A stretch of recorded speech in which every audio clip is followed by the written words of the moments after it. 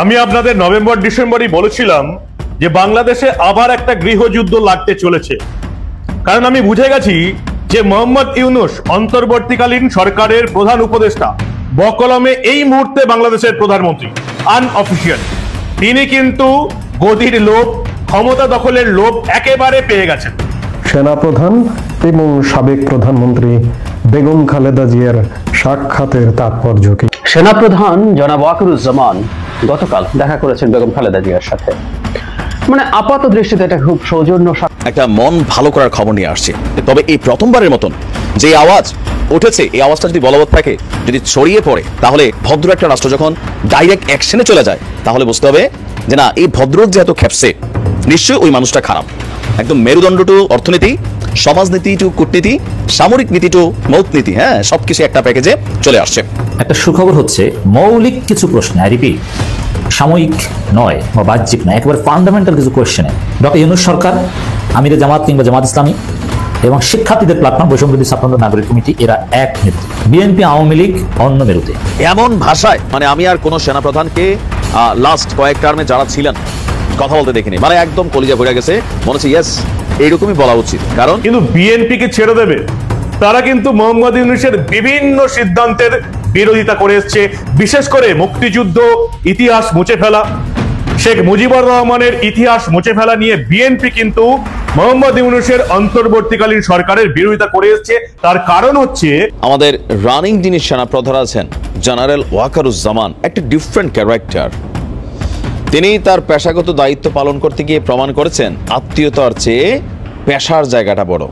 যদি সেনাপ্রধান সেদিন কোথাও না কোথাও এই সিদ্ধান্ত না নিতেন।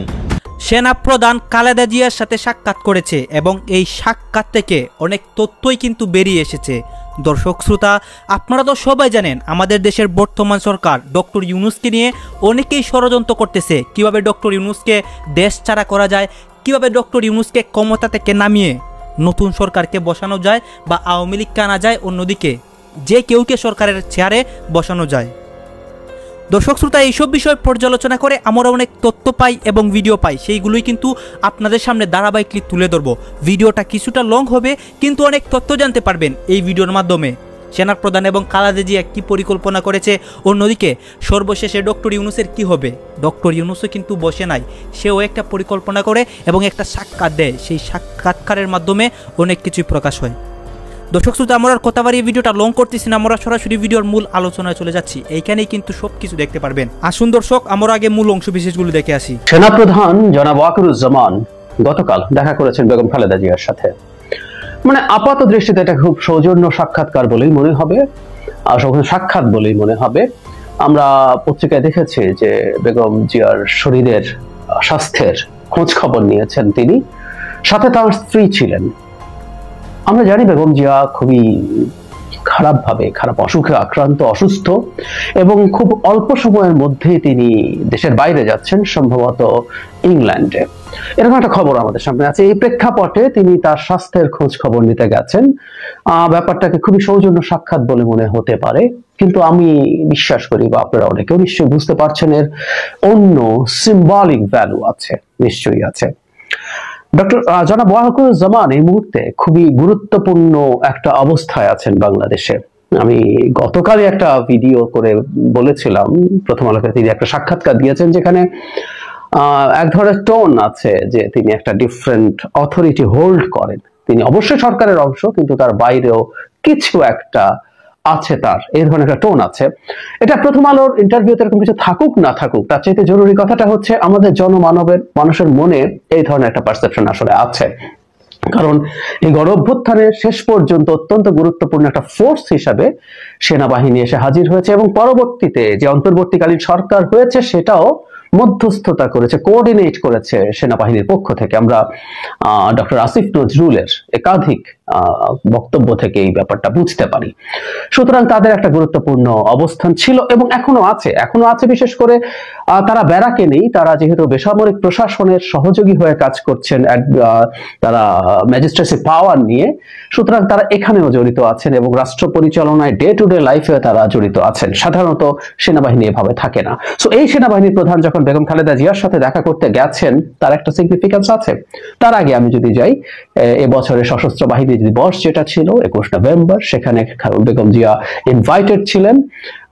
বহু বছর পর তিনি গেছেন। তিনি নিজে সেনা পরিবারের মানুষ, তার হাজব্যান্ড বাংলাদেশ সেনাবাহিনীর প্রধান ছিলেন, রাষ্ট্রপতি তো ছিলেন, কিন্তু সেনাবাহিনীর সাথে যদি বলি সেনাবাহিনীর প্রধান ছিলেন, কিন্তু তাকে ওখানে যাওয়া নিষিদ্ধ করে রাখা হয়েছিল একরকম। তারপর তো তাকে অন্যায়ভাবে, অনৈতিকভাবে, ষড়যন্ত্রমূলকভাবে জেলেই রাখা হলো।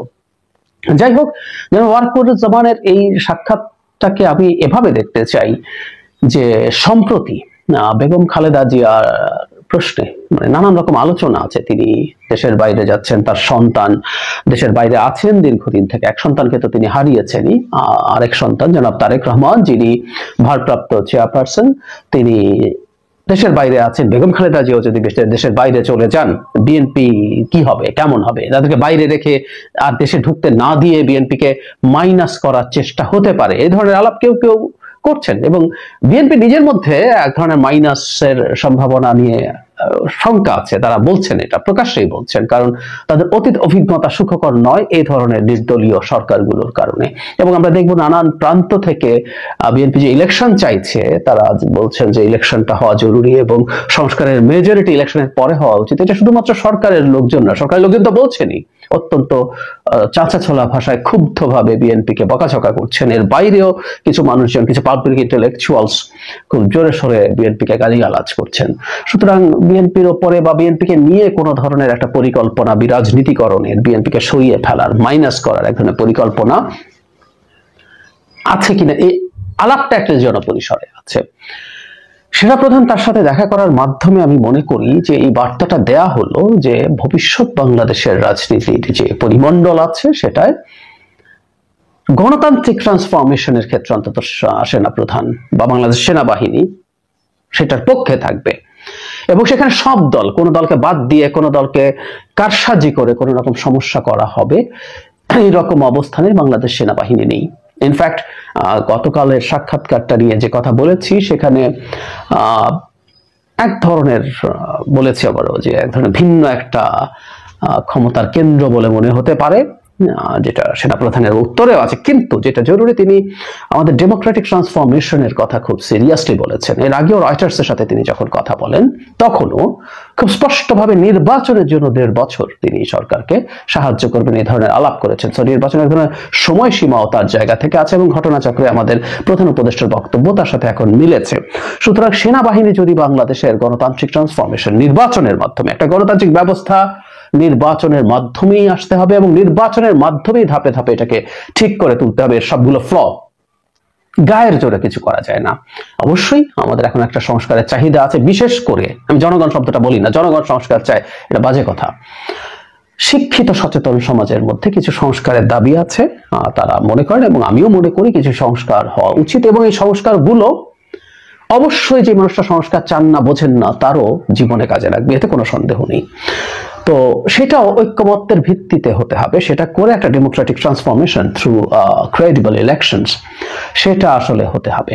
আমাদের সেনাপ্রধান যদি এই রকম একটা অবস্থান নেন, সেটা আমাদের গণতন্ত্রের জন্য ভালো হবে। তিনি শেষ পর্যন্ত শেখ হাসিনার পক্ষে দাঁড়িয়ে গুলি করে, মানুষ হত্যা করে তাকে ক্ষমতায় রাখা থেকে যেভাবে পিছিয়ে এসেছেন, তিনি যদি এবং তার বাহিনী, তার নেতৃত্বে যদি বাংলাদেশের গণতান্ত্রিক ট্রান্সফরমেশন বাধাগ্রস্ত করার চেষ্টা কেউ করে কোনো না কোনো বাহানা তৈরি করে, সেটা বিপ্লবী সরকারের নামে হোক বা অন্য কোনো নামে হোক, বাংলাদেশের গণতান্ত্রিক ব্যবস্থাটাকে পিছিয়ে দেওয়ার চেষ্টা করে, ধ্বংস করার চেষ্টা করে, তারা সেটাতে ডেটারেন্ট হিসাবে কাজ করবেন, আমরা এটা আশা করি। এবং সেটা যদি করতে পারেন, শেখ হাসিনার সময়কার ভূমিকা, সাথে ট্রান্সফরমেশনের সময় ক্ষমতার এত কাছাকাছি থেকেও তারা সেটাকে সেইভাবে প্র্যাকটিস করেননি।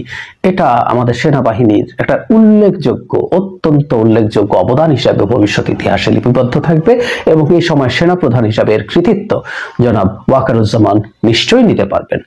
আর আমি মনে করি খুবই রাইটলি তিনি বেগম খালেদা জিয়ার সাথে দেখা করেছেন। তিনি যখন সেনা কুঞ্জে বেগম খালেদা জিয়াকে নেওয়া হয়েছিল সেই সময়, এবং শুধু সেটাও না, তার সম্পর্কে অনেকবার অনেক মিডিয়াতে বেগম খালেদা জিয়ার কন্ট্রিবিউশন আমাদের এই গণতান্ত্রিক লড়াইয়ে আমি বহুবার বলেছি। নিজের জীবনের ঝুঁকি নিয়ে উনি এটা করেছেন, ওনার আয়ুর ঝুঁকি নিয়ে, লাইফ এক্সপেক্টেন্সির ঝুঁকি নিয়ে। ওনার আয়ু উনি মেডিকেল টার্মস অ্যাটলিস্ট অতটা পাবেন না, আর যেহেতু উনি তার যে লিভার সিরোসিস হয়েছে, ট্রান্সপ্লান্ট নেওয়ার যে সময় ছিল, উনি অনেক আগে কম্প্রোমাইজ করলে উনি এই সবগুলো থেকে ঝুঁকি মুক্ত থাকতে পারতেন, কিন্তু তিনি না, তিনি জেলে গেছেন সরকারের সাথে কোনো কারসাজিতে, সরকারের কোনো সমঝোতায় তিনি যাননি। এবং এরপরে যাবতীয় এই 24-এর আমিরামি নির্বাচনের আগেও তার সাথে নেগোসিয়েট করার চেষ্টা হয়েছিল, কখনোই উনি করেননি। তার এই অবিশ্বাস্য আপোষহীন, তার একটা ব্র্যান্ডিং, তার এই আপোষহীন ব্র্যান্ডিং কখনো কখনো হয়তো ঠিক কাজ করে, কিন্তু বেশিরভাগ ক্ষেত্রে সেই 86 থেকে শুরু চমৎকার কাজ করেছে। এবং আমাদের এই ডেমোক্রেটিক ট্রান্সফরমেশনে বেগম খালেদা জিয়া ব্যাকগ্রাউন্ডে সবচেয়ে শক্তিশালী ভূমিকার মধ্যে ছিলেন।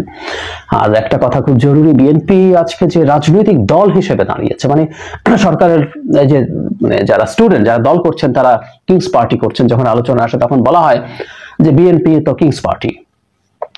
বিএনপি কিংস পার্টি, তাতে কি হয়েছে? কিংস পার্টি ভালো হতেই পারে, এরকম কেউ কেউ বলেন। বিএনপি জন্ম ক্ষমতায় থাকাকালীন সময় কোনো সন্দেহ নেই, কিন্তু জিয়াউর রহমানের সময় বিএনপি যে তৈরি হয়েছে সেটা আসলে রাজনৈতিক দল হয়ে উঠেছে বেগম খালেদা জিয়ার হাতে। উনি এরশাদ বিরোধী আন্দোলনের সময় এটাকে রাজনৈতিক দল হিসাবে ম্যাচিওর করে তুলেছেন। এর আগেও ছিল, কিন্তু এটা ম্যাচিওর হয়েছে। এবং এরপর শেখ হাসিনার গত 15 বছরে তো এটা অকল্পনীয় সাফল্য অর্জন করেছে। এটা পোড় খাওয়া একটা রাজনৈতিক দলে পরিণত হয়েছে। বেগম খালেদা জিয়া একটা সময় ছিলেন, পরবর্তীতে তার সন্তান জনাব তারেক রহমানের নেতৃত্বে কাজটা হয়েছে বিএনপি। সুতরাং এত সোজা না একটা রাজনৈতিক দলের ক্ষমতার থাকা অবস্থা। আর ক্ষমতা থাকলেও কি সবাই পারে? জিয়াউর রহমানের দেশের প্রতি, রাষ্ট্রের প্রতি সে কন্ট্রিবিউশন ছিল বলেই তিনি সেটা পেরেছেন। এরশাদ তার দ্বিগুণের মতো ক্ষমতায় থেকেও লাভ কিছু করতে পারেননি। সো এই বেগম খালেদা জিয়াকে আমাদের গণতান্ত্রিক লড়াই, এটা শুধু এইবারকার কথা বলছি না, আবহমান কাল থেকে, সেই এরশাদের সময় থেকে, এরশাদের নির্বাচন প্রত্যাখ্যান থেকে শুরু করে সবকিছু, প্রধানমন্ত্রী হিসেবেও নিশ্চয়ই তার অনেক কৃতিত্ব আছে। আমি অন্তত লাস্ট যে সময়টা ধরে ইউটিউবে এবং ফেসবুকে আপনাদের জন্য কন্টেন্ট তৈরি করি, এই সময়টার মধ্যে আমাদের যে সেনাপ্রধানরা আসছেন গেছেন, এদের সকলের মধ্যে আমাদের রানিং যিনি সেনাপ্রধান আছেন জেনারেল ওয়াকারুজ্জামান একটা ডিফারেন্ট ক্যারেক্টার। তিনি তার পেশাগত দায়িত্ব পালন করতে গিয়ে প্রমাণ করেছেন আত্মীয়তার চেয়ে পেশার জায়গাটা বড়। যদি সেনাপ্রধান সেদিন কোথাও না কোথাও এই সিদ্ধান্ত না নিতেন, হয়তো শেখ হাসিনা সরকারের পতন হতো, কিন্তু এত সহজে এটা হইতো না, আরও অনেকগুলা প্রাণ ঝরে যেত। আর এরপরে এই অন্তর্বর্তী সরকারের জন্য যতগুলো ভূমিকা তিনি রাখছেন বা সেনাবাহিনীকে যেভাবে ডিপ্লয়েড করে রেখেছেন, এর পাশাপাশি বিভিন্ন ধরনের বক্তব্য দিয়ে বা বিভিন্ন কর্মকাণ্ড দিয়ে তিনি যেই উদারতা বা সৌজন্যতা দেখাচ্ছেন, সেটা একটা ডিফারেন্ট মেসেজ দেয়। বিষয়টা এমন না যে সেনাপ্রধান আগামী দিনে বিএনপি ক্ষমতায় আসলে তিনিই সেনাপ্রধান থাকবেন আর সেই ক্ষেত্রে তার জন্য প্রমোশনটা ঠিক থাকে অথবা তার পদবিটা যেন ঠিক থাকে, বিষয়টা তা না। বিএনপি ক্ষমতায় আসতে আসতে সেনাপ্রধান সাবেক হয়ে যাবেন, তারপরে তিনি একটা ভিন্ন রকম চিত্র তৈরি করেছেন। আমার কাছে বিষয়টা ভালো লেগেছে। আর এই ঘটনা দেখে বিএনপির নেতাকর্মীরা উচ্ছ্বাস প্রকাশ করেছে। কেউ বাতাসে উঠছে, কেউ আকাশে উঠছে, কেউ কেউ বলছে যে না দেখো সেনাপ্রধান তো চলে আসছে, মনে হয় আমরা জিতে যাব। না, বিষয়টা ওইরকম না, বিষয়টা অন্য জায়গা থেকে। আপনারা সকলে জানেন যে বিএনপি চেয়ারপারসন বেগম খালেদা জিয়ার শারীরিক অবস্থা খুব বেশি ভালো না। যদি সব কিছু ঠিকঠাক থাকে এই জানুয়ারি মাসেই তিনি উন্নত চিকিৎসার জন্য লন্ডন যাচ্ছেন। তো তার লন্ডন যাবার আগেই বেগম খালেদা জিয়ার শারীরিক অবস্থার খোঁজখবর নিতে তার গুলশানের বাসভবনে গিয়েছিলেন। হঠাৎ করে সবাইকে চমক দিয়ে দিয়েছেন সেনাপ্রধান জেনারেল ওয়াকারুজ্জামান। তবে যাবার সময় তিনি একা যাননি, আর এটা অফিসিয়াল কোনো ভিজিট ছিল না যে সেনাপ্রধান যাচ্ছেন অফিসিয়ালি ভিজিট করতে বেগম খালেদা জিয়ার বাসায়। তিনি গিয়েছিলেন রাত 8:30টার দিকে। সেনাপ্রধান যাওয়ার সময় তার যিনি স্ত্রী আছেন তাকেও সাথে করে নিয়ে গেছেন। খালেদা জিয়ার বাসভবনে ফিরোজায় যাওয়ার পর সেখানে প্রায় 40 মিনিটের মতন তিনি অবস্থান করেছেন। আর বিএনপি চেয়ারপারসনের মিডিয়া উইংয়ের সদস্য শাহরুল কবির বলছেন যে সেনাপ্রধান রাত 8:30টায় আসছেন এবং কি 9:10-15 দিকে তিনি ফিরোজা থেকে বের হয়ে গেছেন। তিনি কেন আসলেন? তিনি আসলে খালেদা জিয়ার স্বাস্থ্যের খোঁজখবর নিতে আসছেন। এখানে এটা একটা পলিটিক্যালি মুভমেন্ট ছিল না, এটা একটা নন পলিটিক্যালি অথবা নন গভর্নমেন্ট একটা অবস্থান থেকে তিনি গিয়েছেন। বিএনপি চেয়ারপারসনের উপদেষ্টা সদস্য মেজর জেনারেল অবসরপ্রাপ্ত ফজলে লাহি তিনি আপনার বেগম খালেদা জিয়ার পক্ষে সেনাপ্রধানকে স্বাগত জানিয়েছিলেন এবং বিএনপি চেয়ারপারসন যেন দ্রুত সুস্থ হয়ে ওঠেন এই দোয়া করেছেন সেনাপ্রধান। এই সময় তার সঙ্গে তার সহধর্মিণী উপস্থিত ছিল। আর এই জিনিসটা সামনে আসার পর সারা বাংলাদেশের কাছে সেনাপ্রধান হিসাবে জেনারেল ওয়াকারুজ্জামানের বাকি যে গুণাবলীগুলো ছিল বা পজিটিভ অবস্থান ছিল, এইটা আরেকটা ডিফারেন্ট একটা ভূমিকা দিয়েছে। কারণ কেউ কেউ মনে করতো তিনি শেখ পরিবারের আত্মীয়, সো তিনি একটু ডিফারেন্ট হবেন বা এই হবেন সেই হবেন, কিন্তু আপনি দেখেন ভারতকেও যে পরিমাণ কঠোর বার্তা তিনি সহজ ভাষায় দিয়েছেন। ইভেন বর্তমান পরিস্থিতিকে রিকভার করার জন্য জনগণের উদ্দেশ্য এই দাবি দেওয়া, আজকে এটা চাই কালকে ওটা চাই, মানে বিভিন্ন বিষয় নিয়ে তিনি যেই এইম দেখাইছেন। ইভেন সেনাবাহিনীকে নিয়ে যে ষড়যন্ত্রমূলক আপনার নিউজগুলো আসছে যে সেনাবাহিনীর সাথে সরকার আতাত করে সেনাবাহিনীর ক্ষমতা নিয়ে আসবে, তারপর বিভিন্ন ধরনের বক্তব্য কিন্তু আসছে সোশ্যাল মিডিয়া কন্টেন্টে বা মিডিয়া প্ল্যাটফর্মে। তো সেগুলোর ব্যাপারে তিনি একটা স্পষ্ট বার্তা দিয়েছেন যে সেনাবাহিনী রাজনৈতিক ইস্যুতে হস্তক্ষেপ করবে না, এমনকি কোনো ধরনের উচ্চাকাঙ্ক্ষা বা বিলাস নেই। তো আমি জেনারেল ওয়াকারুজ্জামান সম্পর্কে ওনার যারা সমালোচক আছেন সবাই কিন্তু একটা কথা সবাই স্বীকার করেন, ভদ্র শান্ত মানুষ, ইভেন নীতির বেলায় মোটামুটি তিনি অনেকটা অচল মানুষ। তো ধন্যবাদ। এমন হঠাৎ করেই অন্তত 3 জন উপদেষ্টার পদত্যাগের গুঞ্জন শুরু হয়েছে। 3 জন উপদেষ্টা পদত্যাগ করতে চাইছেন কিংবা আলটিমেটাম দিয়েছেন, এরকম গুঞ্জন যখন শুরু হয়েছে তখনই আবার হঠাৎ করে দেখলাম যে সেনাপ্রধান রাতে বিএনপি চেয়ারপারসন বেগম খালেদা জিয়ার বাসায় গিয়ে তার সঙ্গে সাক্ষাৎ করলেন। দুটো ঘটনাই বাংলাদেশের রাজনীতির জন্য খুবই গুরুত্বপূর্ণ ঘটনা। সেই ঘটনা নিয়েই আলোচনা করব আমরা এই ভিডিওতে। থাকবেন দর্শক। বলছিলাম সেনাপ্রধানের কথা। সেনাপ্রধান গত রাতে 8:30টার পরে বেগম খালেদা জিয়ার বাসায় গিয়েছিলেন এবং তার সঙ্গে প্রায় 40 মিনিটেরও বেশি সময় কথা বলেছেন। এ সময় সেনাপ্রধানের স্ত্রী তার সঙ্গে ছিলেন। খালেদা জিয়ার সঙ্গে হঠাৎ করে তার বাসায় গিয়ে রাতে দেখা করার কারণ কি, এটা নিয়ে রাতব্যাপী নানা রকমের কথা, নানা রকমের আলোচনা, সামাজিক যোগাযোগ মাধ্যমে নানা রকমের লেখালেখি এটা কিন্তু শুরু হয়ে গেছে। খালেদা জিয়ার সঙ্গে কেন সেনাপ্রধান দেখা করলেন? খালেদা জিয়া এখন কোনো রাষ্ট্রীয় প্রোটোকলে নেই, রাষ্ট্রের কোনো দায়িত্বে নেই, কিন্তু রাষ্ট্রের অন্যতম দ্বিতীয় গুরুত্বপূর্ণ পদে যিনি রয়েছেন সেই সেনাপ্রধান, যাকে প্রধান উপদেষ্টার পরেই সবথেকে ক্ষমতাবান এই মুহূর্তে, যত প্রোটোকলই থাকুক সব নিয়ম কানুনের আওতার বাইরে গিয়ে কখনো কেউ মনে করেন সেনাবাহিনীর প্রধানই সর্বোচ্চ ক্ষমতার অধিকারী, সেনাবাহিনীর ব্যাকআপেই বর্তমান সরকার তাদের দায়িত্ব পালন করছে।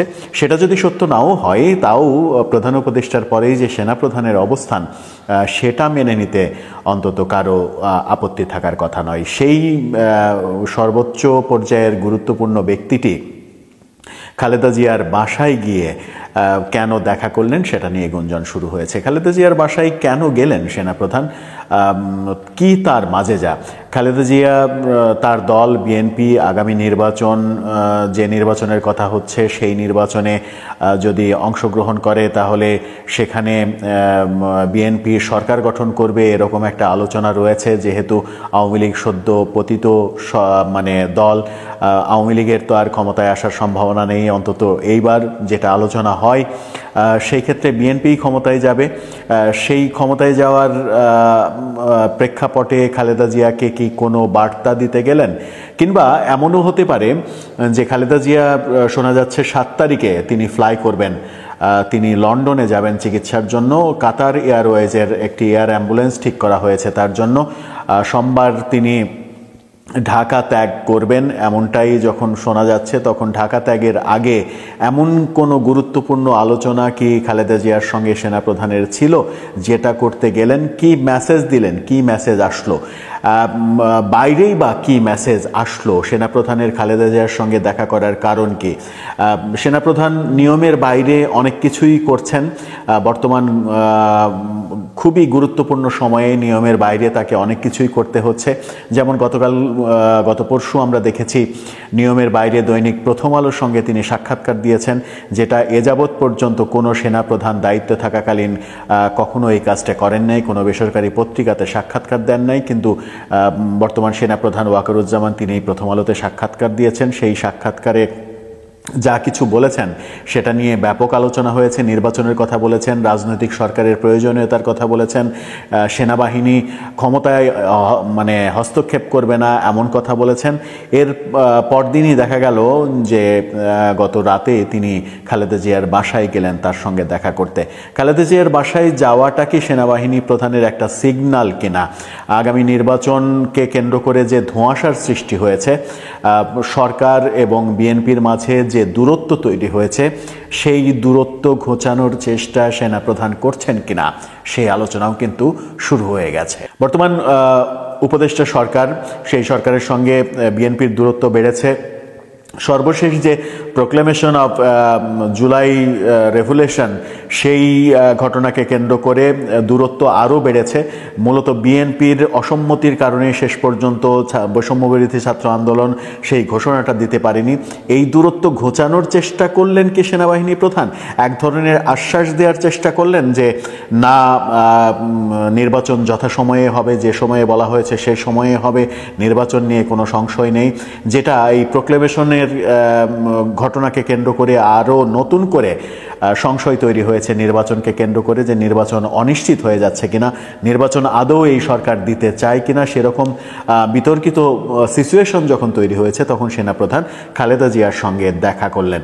সেনাপ্রধান খালেদা জিয়ার সঙ্গে দেখা করলেন সেই দিন, যেদিন কিনা ভারত থেকে খবর আসলো যে ভারতীয় কূটনৈতিক বিশেষজ্ঞরা দিল্লি থেকে বলছেন যে শেখ হাসিনাকে সেনাপ্রধান কিংবা সেনাবাহিনী ভারতে পাঠিয়েছে, ভারত নিয়ে যায়নি। সেনাবাহিনীকে নিয়ে অনেক কথা বলেছেন। সেই সেনাপ্রধান খালেদা জিয়ার সঙ্গে কথা বললেন। এটার নিশ্চয়ই গুরুত্ব রয়েছে এবং এই কথা বলার ফলাফল কি হয় সেটা খুব দ্রুতই হয়তো আরও বেশি পরিষ্কার হয়ে যাবে। যখন তিনি এই দেখা করার ঘটনাটা ঘটালেন, ঠিক তখনই গতকালকে সারা দিন ব্যাপী যে গুঞ্জনটা তৈরি হয়েছিল, সেটা হচ্ছে 3 জন উপদেষ্টার পদত্যাগের গুঞ্জন। প্রোক্লেমেশন জুলাই রেভুলেশন, এই যে জুলাই বিপ্লবের ঘোষণাপত্র দিতে হবে 31 তারিখে। এই ঘোষণাপত্র যে 31 তারিখে দেয়া হলো না, এরপর সরকার দায়িত্ব নিল, সরকার এই ঘোষণা দেবে। সরকারের মধ্যেই সরকারের সঙ্গে ছাত্র উপদেষ্টাদের দ্বন্দ্ব তৈরি হয়েছে, এমন গুঞ্জন কিন্তু বাইরে চলে এসেছে। ছাত্র উপদেষ্টা 3 জন রয়েছেন সেখানে, আসিফ মাহমুদ, নাহিদ ইসলাম এবং মাহফুজ আবদুল্লাহ। এই 3 জন নাকি পদত্যাগের হুমকিও দিয়েছেন। এই ঘোষণা না দিলে তারা পদত্যাগ করবেন কিংবা পদত্যাগ করতে চেয়েছেন, এরকম গুঞ্জন বাইরে চলে এসেছে। এরকম গুঞ্জন নিয়ে নানা রকমের কন্টেন্ট তৈরি হওয়া শুরু হয়েছে। সামাজিক যোগাযোগ মাধ্যমে এই গুঞ্জন ছড়িয়ে পড়েছে। এই যে জুলাই বিপ্লবের ঘোষণাপত্র, যেটা 72-এর সংবিধানকে ছুঁড়ে ফেলার এক ধরনের পায়তারা, সেই 72-এর সংবিধানকে ছুঁড়ে ফেলতে বাংলাদেশের একমাত্র একটা রাজনৈতিক দল ছাড়া কোনো রাজনৈতিক দল, ছোট বড় কোনো রাজনৈতিক দল ইনক্লুডিং বিএনপি, কেউই চায় না 72-এর সংবিধানকে ছুঁড়ে ফেলতে। ঠিক তখন ছাত্ররা, বৈষম্যবিরোধী ছাত্র আন্দোলনের সঙ্গে এই ছাত্র উপদেষ্টারা এক ধরনের গোঁ ধরেছে যে এই ঘোষণাপত্র দিতেই হবে সরকারকে। সেই গোঁ ধরার মাঝেই তারা পদত্যাগের হুমকি দিয়েছে, এরকমটা বাইরে শোনা যাচ্ছে। তারা পদত্যাগ করলে সরকারের কি খুব বড় ক্ষতি হয়ে যাবে, নাকি সরকার বিপদে পড়ে যাবে? সরকার ছাত্রদের দ্বারা অধিষ্ঠিত, এরকম কথা ডক্টর ইউনূস বারবার বলেছিলেন যে ছাত্ররাই তাদের চাকরিটা দিয়েছে। সেই কারণেই কি এক ধরনের ভয় উপদেষ্টাদের মধ্যে যে তাদের চাকরি চলে যাবে, সেই ভয় থেকে এই পদত্যাগের হুমকিতে তারা জুলাইয়ের ঘোষণাপত্র দিয়েই দিবে, সেরকম ঘটনা কি ঘটাতে যাবে? বিএনপি সহ বাংলাদেশের প্রায় সব রাজনৈতিক দলের অসম্মতি থাকা সত্ত্বেও আমার মনে হয় সেটা তারা পারবে না। কারণ একমাত্র জামাত ইসলাম ছাড়া কোনো দলের সম্মতি নেই এই ঘোষণাপত্রে। জামাত ইসলামকে সঙ্গে করে, জামাত ইসলামকে বন্ধু ভেবে যদি অন্যান্য দলের সঙ্গে ডিস্টেন্স তৈরি করে এই সরকার এবং ছাত্র উপদেষ্টারা এবং ছাত্ররা, তাহলে সেটা হিতে বিপরীত হওয়ার সম্ভাবনাই বেশি বলে বিশ্লেষকরা মনে করছেন। দর্শক, আপনার কি মনে হয় সেনাপ্রধানের এই দেখা করার সঙ্গে এই যে উপদেষ্টাদের পদত্যাগ করার গুঞ্জন যেটা ছড়িয়ে পড়েছে, এটার কি কোনো মানে কানেকশন রয়েছে, কিংবা সেনাপ্রধানের দেখা করার সঙ্গে বিএনপির সঙ্গে যে সরকারের দূরত্ব তৈরি হয়েছে সেই দূরত্ব ঘুচানোর কি কোনো চেষ্টা করা হলো, নাকি তিনি বিদেশে যাচ্ছেন চিকিৎসার জন্য? Breaking news, breaking news, breaking news. দর্শক বন্ধুরা, সমন্বয়কদের মেরে 2 জনকে আইসিইউতে পাঠিয়ে দিল আওয়ামী লীগের ছাত্রলীগ। এটা কবেকার ঘটনা? এটি হচ্ছে আপনার গতকালকে মানে বৃহস্পতিবার দিনে সন্ধ্যার সময় এই ঘটনাটি ঘটছে। এই ঘটনাটি কোথায় ঘটছে? এই ঘটনাটি হচ্ছে আপনার খুলনা জিয়া হলের সামনে সমন্বয়ক ভার্সেস আওয়ামী লীগের ছাত্রলীগের একটি সংঘর্ষ হয়। সেই সংঘর্ষের মাধ্যমে সমন্বয়করা সেখানে শান্তিপূর্ণভাবে মানে আপনার কোন একটা মিছিল টাইপের হয়তো বা কোন সমাবেশ তারা করতেছিল জিয়া হলের সামনে। সেখানে নাকি ছাত্রলীগ যায় এবং আপনার 2-1টা কথা কাটাকাটির মাধ্যমে স্থানীয় তারা ছিল এবং তাদের ভিতরে ব্যাপক আপনার সংঘর্ষ হয়। সেখানে মেয়ে কিংবা ছেলেকে আপনার দেওয়া হয় না, মানে ভেদাভেদ করে না, মানে ব্যাপকভাবে তাদেরকে পেটানো হয়। এই পেটানোর ক্ষেত্রে আপনার 2 জন কি আপনার আইসিইউতে যায়। তো এই ঘটনাটি কারা ঘটাইছে? উঠে আসতেছে যে আওয়ামী লীগের ছাত্রলীগ। কিন্তু আজকে এসে আপনার এই ঘটনাটি প্রকাশ পেল, মানে সেনাবাহিনী সেটা তদন্ত করে জানালো যে এই ঘটনাটি ঘটছে হচ্ছে সমন্বয়কদের নিজেদের ভিতরে। কেন তাহলে এখানে আওয়ামী লীগের ছাত্রলীগের নাম কেন আসলো? সেটি হচ্ছে আপনার এই ঘটনাটি যখন নাকি আপনার খুলনা নগরীতে আপনার জিয়া হলের সামনে এই ঘটনাটি ঘটে, ঠিক তখন কিছু সমন্বয়করা বলছে যে এখন আমাদের উপরে যে পরিমাণ চাপ সৃষ্টি হচ্ছে বাংলাদেশের প্রতিটি জেলা থেকে বা আনাচে কানাচে থেকে, এখন যদি আমাদের ভিতরে এই সংঘর্ষের কথাটা ফাঁস হয়ে যায় কিংবা মিডিয়াতে চলে আসে, তাহলে আমাদের নিয়ে বাংলাদেশের মানুষের যে চিন্তা ভাবনা এটাকে আরো নষ্ট করে ফেলবে। মানে আমাদের এগেইনস্টে প্রতিটি মানুষ কথা বলতে শুরু করবে আস্তে আস্তে। অতএব এই ধরনের কোন স্টেপ মানে সাধারণ মানুষকে যাতে আমাদের উপরে বা আমাদের বিপরীতে না নিতে পারে, সেজন্য আমাদেরকে এই কৌশলটি খাটাতে হবে। কি সেই কৌশল? সেটি হচ্ছে আপনার ছাত্রলীগের নাম দেওয়া। এখন ভাই যখন নাকি সেখানে আপনার তদন্ত করার জন্য কিংবা যে 2 জনকে নাকি আইসিইউতে পাঠিয়ে দেওয়া হয়, সেখানে সেনাবাহিনী যায়, তদন্ত করে এবং যে আপনার যে 2 জনকে নাকি আইসিইউতে পাঠাইছে তাদের গার্জিয়ানদের কাছ থেকে আপনার মতামত নেওয়া হয় কিংবা তাদেরকে জিজ্ঞাসাবাদ করা হয়। তারা বলছে যে এটা সমন্বয়কদের নিজেদের ভিতরে। তো এই সংঘর্ষটা কেন? সংঘর্ষটা সেটি হচ্ছে আপনার ক্ষমতা নিয়ে। মানে তুমি আসল সমন্বয়ক কিংবা আমি তোমাদের লিড দিব কিংবা আমি তোমাদের লিডার, আমি হবো সুপারভাইজার কিংবা আমি আদার্স আরো অন্যান্য কিছু। এখন এটা নিয়ে হচ্ছে নিজেদের ভিতরে ব্যাপক সংঘর্ষ তৈরি হয়। তাহলে আপনি একটাবার ভাবেন, বর্তমান বাংলাদেশে যাই কিছু ঘটুক কিংবা ঘটতেছে সবকিছুই কি তারা আওয়ামী লীগের ছাত্রলীগের নাম দিচ্ছে। কেন দিচ্ছে? কারণ জানে বর্তমান আপনার আওয়ামী লীগ বাংলাদেশে অ্যাক্টিভ না। তার মানে কি আওয়ামী লীগের নাম যদি আমরা দিই আমরা 7 খুন মাফ পেয়ে যাব। আপনারা দেখছেন সচিবালয়ের মতো ঘটনা, কিন্তু তারা আওয়ামী লীগের নাম দিচ্ছে। মানে এখন বাংলাদেশে যাই কিছু ঘটুক না কেন সবকিছুই কি তারা আওয়ামী লীগের নাম দিয়ে পার পেয়ে যাচ্ছে। তো আমার কথা হচ্ছে ভাই, এটা কি ঠিক? এটা তো ঠিক না। আপনারা নিজেরা সংঘর্ষ করছেন কি নিয়ে? ক্ষমতা নিয়ে। মানে ও হবে সমন্বয়কদের লিডার, ওর মাধ্যমে একটা ফান্ড আসবে, সেই ফান্ড থেকে আমরা টাকা উপার্জন করব কিংবা আমরা লুটপাট করব, কিংবা আমি হচ্ছে সমন্বয়কদের ভিতরে মেন লিডার, আমি যেটা বলবো সেটা হচ্ছে শেষ কথা, কিংবা আমার আন্ডারে শত শত পোলাপান থাকবে। তোমাদের ঢাকা থেকে সার্জিস হাসনাতের ভাইয়ের থেকে যদি কোনো ফান্ড আসে, সেই ফান্ডটা আমার হাতে আসবে এবং আমি তোমাদের মাঝে বিতরণ করব। মানে এইগুলা নিয়ে হচ্ছে তাদের ভিতরে সংঘর্ষ হয়। তাহলে সেখানে ভাই ছাত্রলীগ কিভাবে ঢুকলো? আমার প্রশ্ন, ছাত্রলীগ এখানে কিভাবে ঢুকলো? আবার তো কোনো নাই, তাই না? এখানে তো ছাত্রলীগ আসা কোনো মানে নাই, স্কোপই নাই। তাও তারা কি ওই যে আমি তো আপনাদের পড়িয়ে শোনাইলাম যে সাধারণ মানুষদের মনের ভিতরে তাদেরকে নিয়ে যাতে কোনো প্রশ্ন কিংবা বিদ্বেষ আপনার তৈরি না হয়, একটা সংশয় যাতে তৈরি না হয়, তাদেরকে যাতে ঘৃণা না করে সাধারণ মানুষ, এটার জন্য কি তারা আওয়ামী লীগের নাম দিয়ে বেড়াচ্ছে। তাহলে একটা মানে কথা বলতেই হয়, মানে বলা ঠিক না, তারপর বলতে হয় যে ভাই আপনাদের বউ বাচ্চাকে একটু সাবধানে রাখবেন। কেমন মানে কোন দিন কি হয়ে যায়, দেখা গেছে আপনার 4 মাসের গর্ভবতী হয়ে গেছে, 5 মাসের গর্ভবতী হয়ে গেছে, তখন দেখা গেছে যে কি বলবেন যে ছাত্রলীগ ঘটাই দিছে কিংবা আওয়ামী লীগ ঘটাই দিছে। অসম্ভবের কিছু নেই। কেমন, কারণ আপনারা প্রতিনিয়ত যে পরিমাণ এই ধরনের অনাকাঙ্ক্ষিত নিজেদের ভিতরে কিংবা আপনাদের প্ল্যান মোতাবেক মানে মাস্টার মাইন্ড, হ্যাঁ আপনাদের মাস্টার মাইন্ড দিয়ে আপনারা একটা গেম খেলবেন এবং সেই গেমটার ফিনিশিং টাচ হবে কাকে দিয়ে? আওয়ামী লীগের, ছাত্রলীগ কিংবা যুবলীগ কিংবা কোনো একটা মানে পদবিকে। মানে আওয়ামী লীগের উপরে আলটিমেটলি আপনারা কি দোষ চাপিয়ে দিচ্ছেন। এটা কেন? এটাকে বন্ধ করেন। কেমন?